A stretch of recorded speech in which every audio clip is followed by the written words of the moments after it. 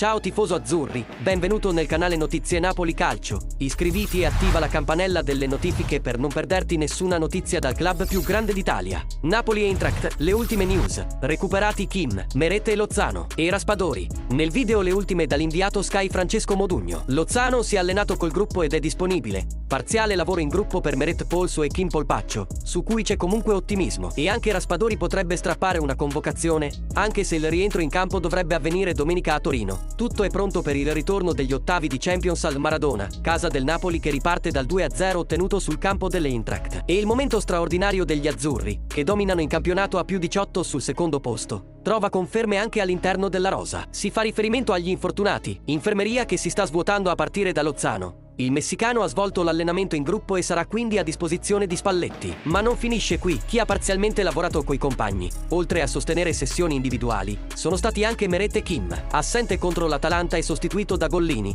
Il portiere lamentava un fastidio al polso. Discorso diverso per il difensore sudcoreano, sceso in campo e sostituito nel finale da Juan Jesus a causa di un affaticamento al polpaccio. Aspettando la rifinitura di martedì, c'è ottimismo per entrambi. Presente anche Raspadori. Approfondimento. Eintracht. Tar Campania respinge il nuovo ricorso. In realtà Spalletti potrebbe avere a disposizione addirittura tutti i giocatori, perché anche Raspadori punta a rientrare tra i convocati. Si tratterebbe di una presenza pro forma per l'attaccante classe 2000, out da un mese per un infortunio alla coscia, che tuttavia ritroverebbe i compagni per ricominciare a respirare le sensazioni del campo. Il rientro ufficiale in campo di Raspadori potrebbe invece registrarsi nel prossimo turno di campionato, domenica sul campo del Torino. Chance per avvicinarsi al meglio anche all'impegno in nazionale, il 23 marzo contro l'Inghilterra, proprio al Maradona, uno stadio che, contro l'Eintracht, sarà tutto azzurro e pieno per spingere il Napoli ai quarti di Champions dove non è mai arrivato. Tifosi azzurri, lasciate nei commenti cosa ne pensate della notizia e iscrivetevi al canale perché tornerò presto con le ultime notizie dal club più grande d'Italia. Forza Napoli sempre!